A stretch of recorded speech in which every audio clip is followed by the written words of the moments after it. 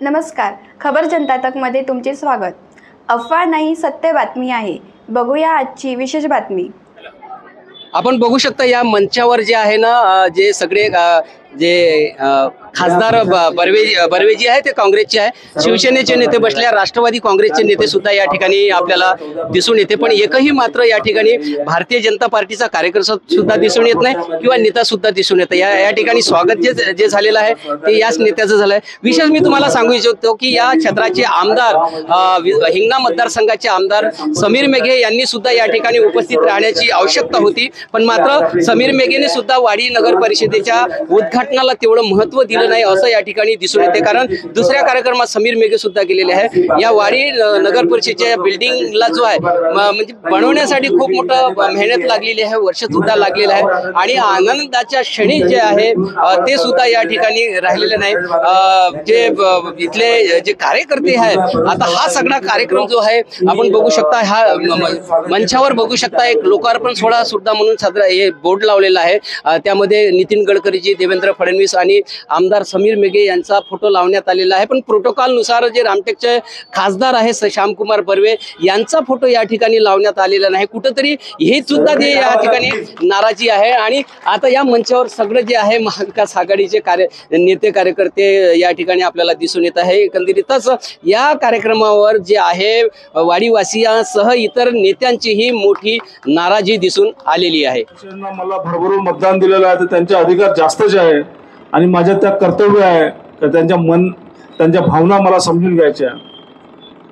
सांगायचं एवढंच आहे की एक कार्यक्रम जर आयोजित झालेला आहे तर त्या कार्यक्रमामध्ये 5 मिनिटं 10 मिनिटात वेळ द्यायला पाहिजे। लोकांची काहीतरी समस्या असतात, काहीतरी त्यांचे सोल्युशन असतात, सुझाव असतात, ते आपल्याला ऐकून घ्यायचे असतात, त्यालाच नेता म्हणतात। पण आज वेगळा कार्यक्रम बघितला मी, आतापर्यंत असं बघितलं नाही। पण आणखी आता सांसद बनल्यानंतर आणखी अनुभव येतील आणि वाडी नगर परिषद खरंच खूप सुंदर बनलेली आहे। जसं मला सांगितलं हर्षल भाऊने की विदर्भातली सर्वात छान नगर परिषद बनलेली आहे। त्याच्यातून छान छान विकास कार्यक्रम झाले पाहिजे, लवकर आपली बॉडी आल्या पाहिजे, जेणेकरून ह्या बिल्डिंगच्या आणखी सुशोभीकरण वाढेल। आणि नगर परिषद वाढीला ज्याप्रमाणे आता प्रेम भाऊने आपल्याला सांगितलेलं आहे की जे काही समस्या गडकरी साहेबांमुळे मेट्रोचे आपल्याला कामं घ्यायची आहे, तर नेते इथं आले तेव्हाच कामं होत नाही। आपल्याला आताच माहिती असेल का आजची बातमी आहे काटोल आणि नरखेडची। 3 वर्षापासून ते काटोल आणि नरखेडचे लोक त्रासलेले होते कारण की त्यांना रेल्वेला स्टॉपेज नव्हते आणि आपल्या अगोदर पण खासदार होते, केंद्रीय मंत्री हे जे आहे भारतीय जनता पक्षाची सरकार होती आणि त्या नेते पण त्यांचे तेच आहे, काही बदलले नाही। पण आपण 3 महिने 4 महिन्यामध्ये पाठपुरावा केला आणि ते स्टॉपेज सुरू करून दिलेले आहे। म्हणून मेट्रोचा बी काही विषय नाही आहे, मेट्रोचे पण आपण प्रस्ताव मला द्यावं कसं कसं करायचं आहे। आपण दिल्लीमध्ये त्याच्याबद्दल पण आपण संसदेमध्ये आवाज घेऊ आणि त्यांना असं आपण सोल्युशन देऊ आणि मार्ग काढून देऊ का जेणेकरून त्यांना असं वाटेल का हा काम करणं गरजेचं आहे। त्याचमुळे त्याने कामठीपर्यंत नेला, त्याला आता कणांपर्यंत पण नेणार आहे आपण मेट्रोला। म्हणून सत्ता येते जाते पण लोक जनता हीच असते आणि आपल्याला कोणत्याही पक्षाला जनतेकरताच काम करायचे असते।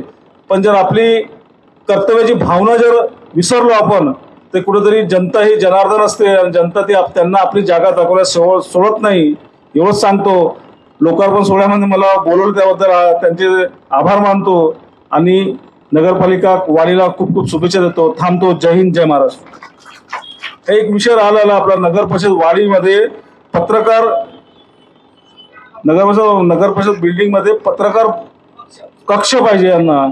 तर शिवना सांगेल का जर ऍडजस्ट होईपर्यंत खरंच पत्रकारांना जागा दिल्यात आहे जेणेकरून आपले पत्रकार बांधूंना सोयीस्कर होईल। धन्यवाद।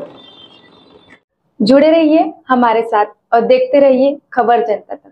अफवाह नहीं, हकीकत से रूबरू कराते हैं। लाइक सब्सक्राइब अवश्य करें। धन्यवाद।